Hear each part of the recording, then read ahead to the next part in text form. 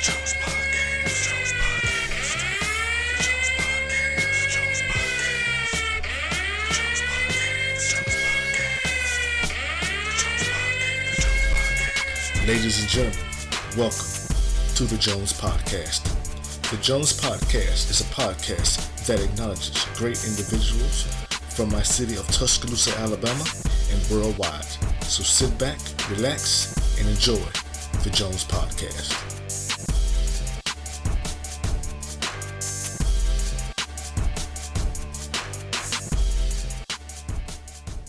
What's going on, Jones Podcast family? On the podcast today, I have a very special guest. She is the branch manager at Alabama One's Credit Union. She has a 12-year career in finance and also in teaching financial literacy. She is the 2019 recipient of the Finance Award from BMW. She's also a pretty good stand-up comedian. Ladies and gentlemen, Miss Tameka Carey.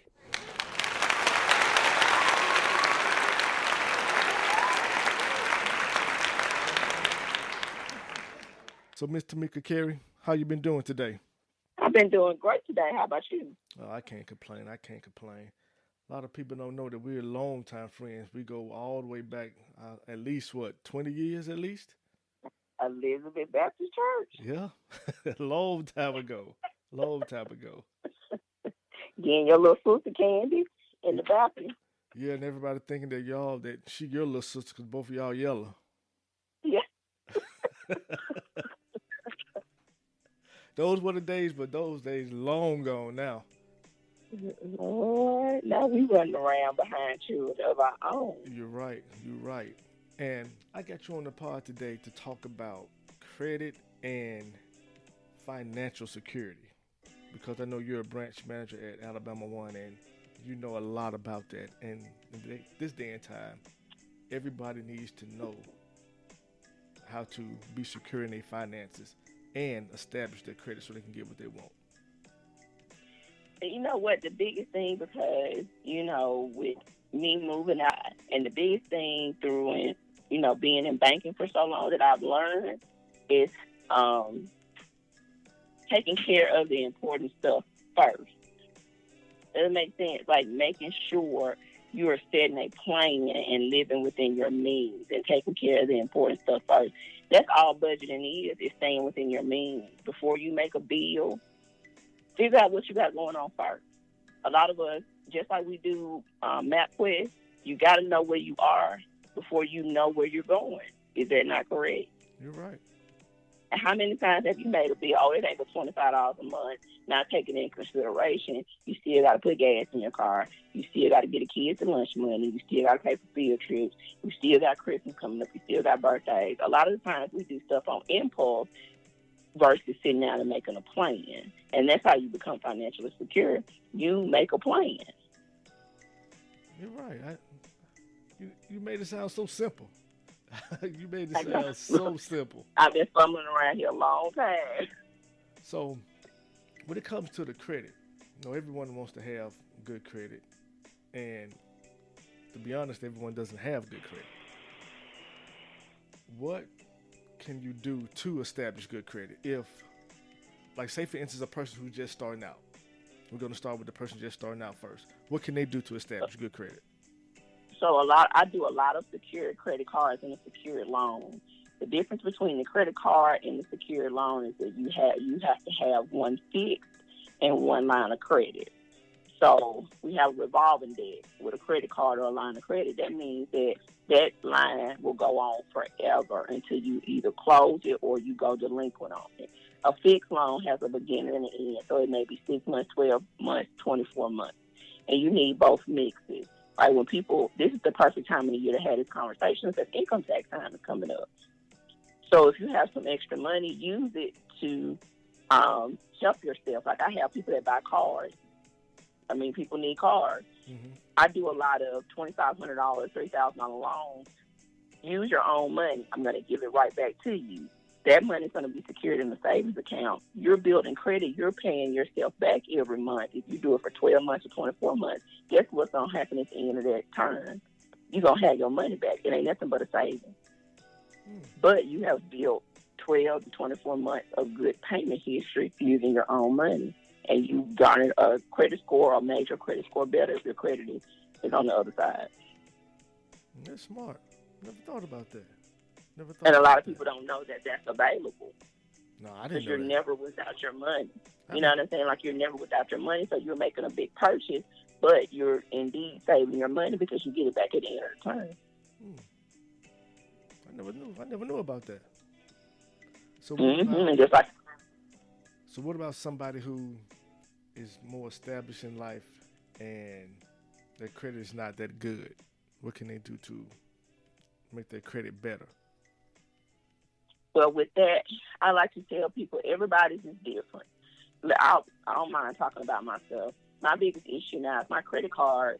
I had some issues a few years ago, lost a job, started a new job. We've all been there. Made a little less money.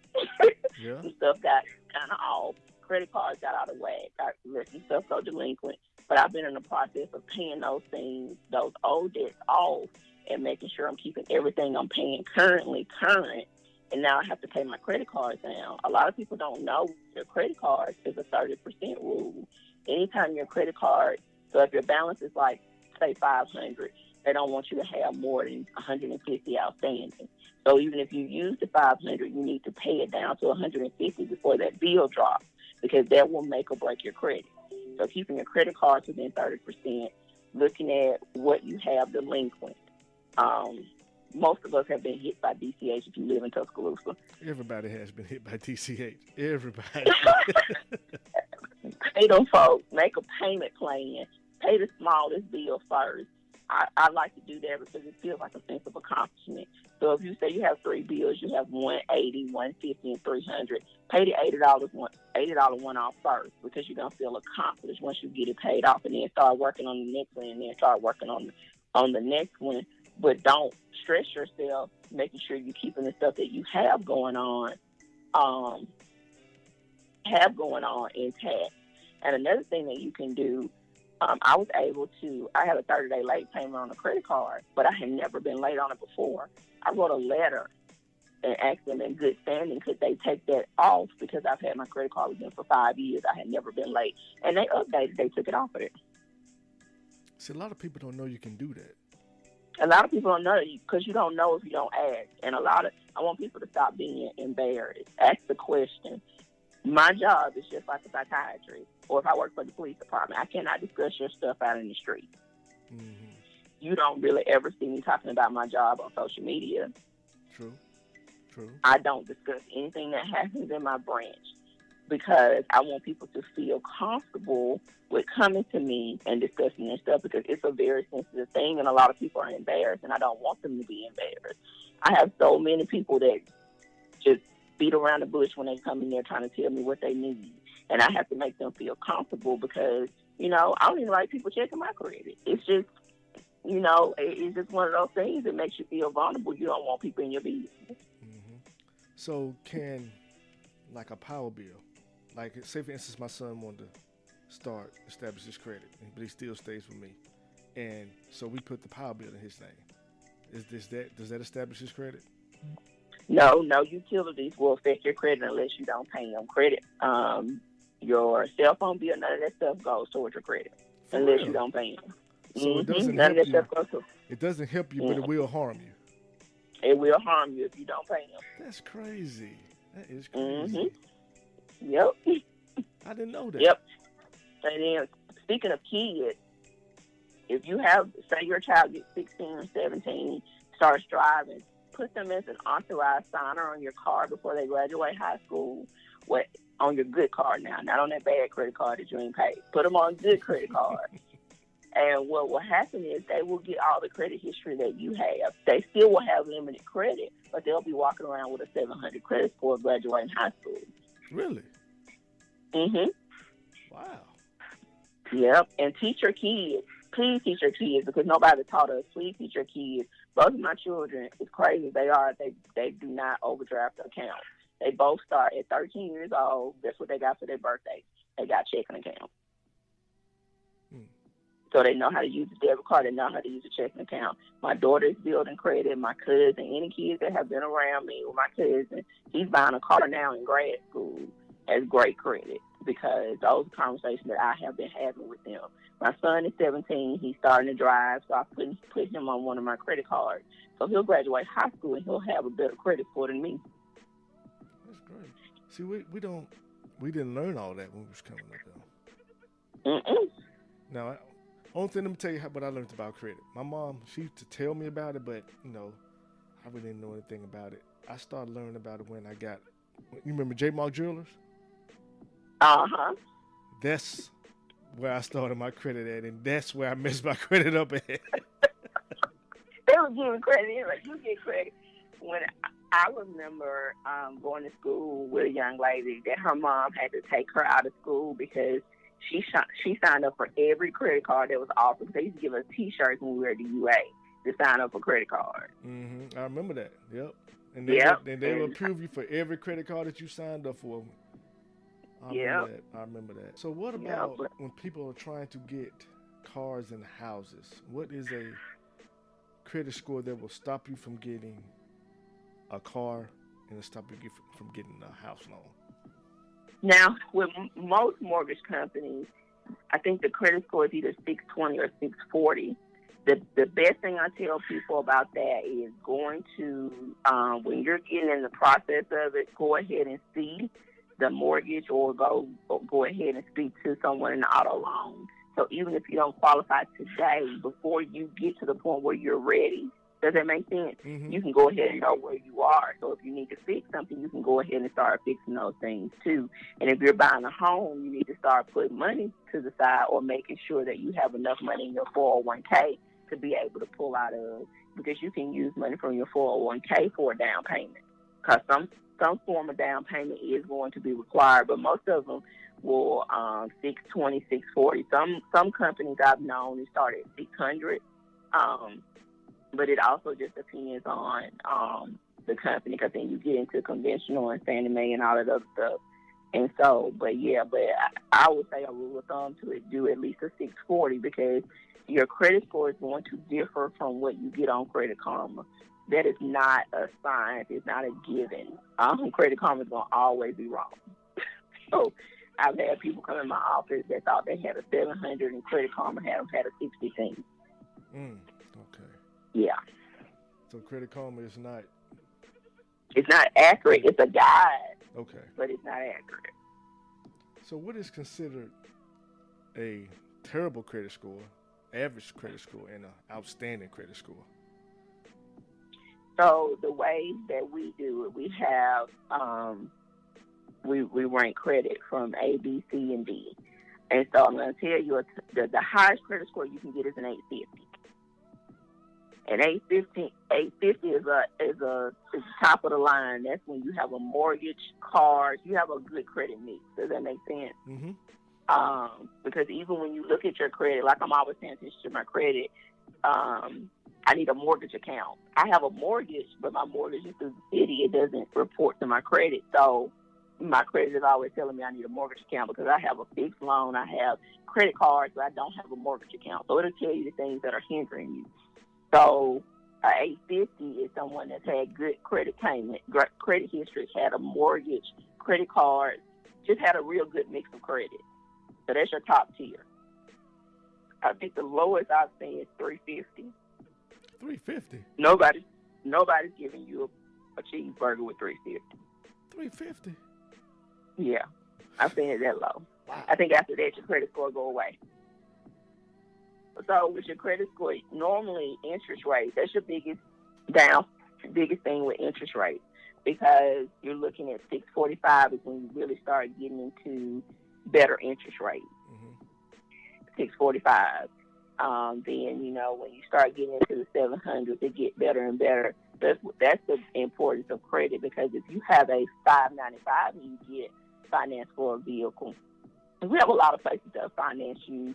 It's not us. Our credit score, our interest rate is not that high, but 26%. 26% on a vehicle will have you paying double for that. So if you pay $18,000, you're probably going to pay about $13,000 in interest. So you paid $31,000 for an $18,000 car. If you would have turned around, did what you were supposed to do, and got that credit score up to say a 695, you're only going to pay about $2,000-$3,000 in interest. That is the difference when it comes to credit when you're purchasing vehicles. Because I ask a lot of people, can you not wait? Can we not fix this? And you have to have a vehicle now. That's a big difference too. That's a huge It's a difference. huge difference. So what about That's 401k? A lot of people. Okay, I worked at Bumhouse forever, Mm-hmm. and they didn't offer 401k at all. So I have a friend of mine who's been working there. He's been working there 24 years, right? And if they shut down today, whatever he has in his bank account, that's what he gonna walk away with, because they don't offer 401k. Yeah. So he can go to any bank and get what is called a Roth IRA, where he puts so much money in there himself after he owns a payday. And he can sit down with someone. I know about IRAs, but I don't do a lot with 401ks. I can tell you the gist of it. But when you don't have it cut, you can do what is called a Roth. And so what that is, Roth just means after tax, because if you get it cut from your paycheck, it's pre-tax. You know what I'm saying? Mm-hmm. But Roth, you take your own money and you can have it done. Or if you bank there and you get a direct deposit, or you can get them to automatically draft the money out of your account. And again, you would need to sit down and have IRA calculators online.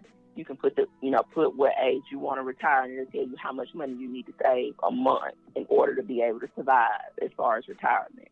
And another thing with that too, you know that you can pull up your Social Security statement online.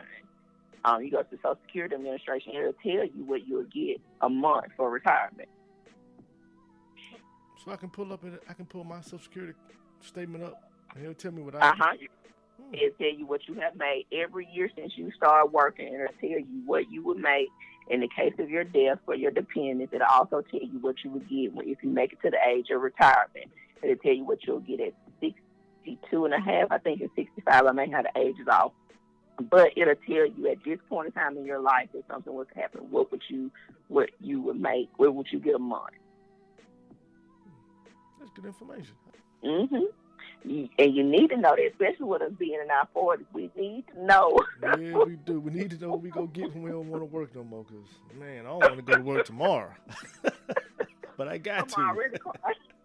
I'm already crying about tomorrow. But, yeah, and I try to encourage hairdressers, anybody that's, entrepreneurs, you need to do a Roth IRA. You need to have something outside, because you're not paying into unless you're paying into Social Security.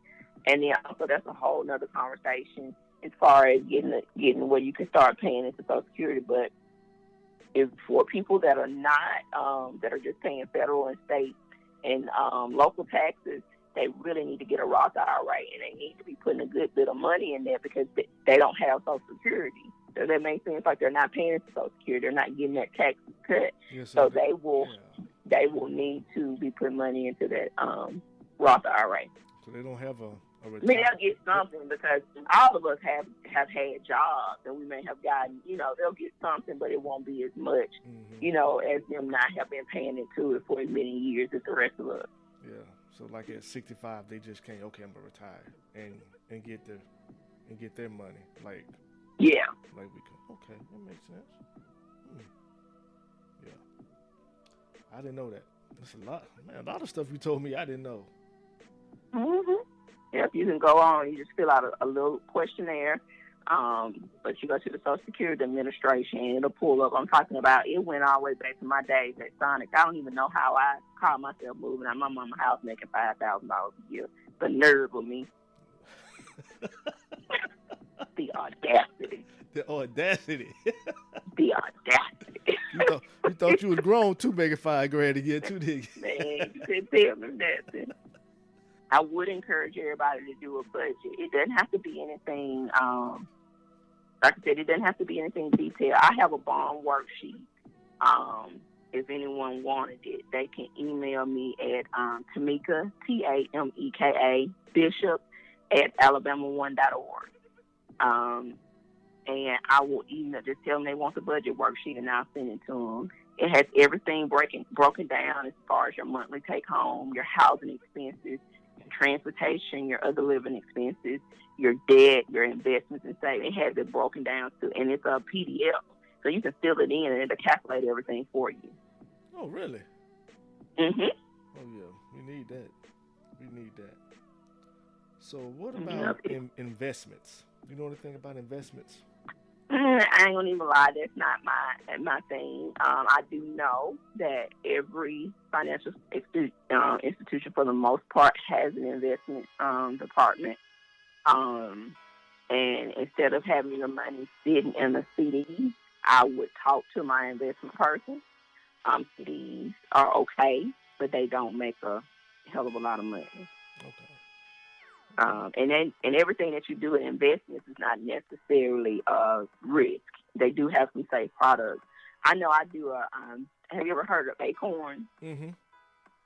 Okay, so I have an Acorns account, and so I've calculated how much I need to put in there every week in order to do extravagant trips every year.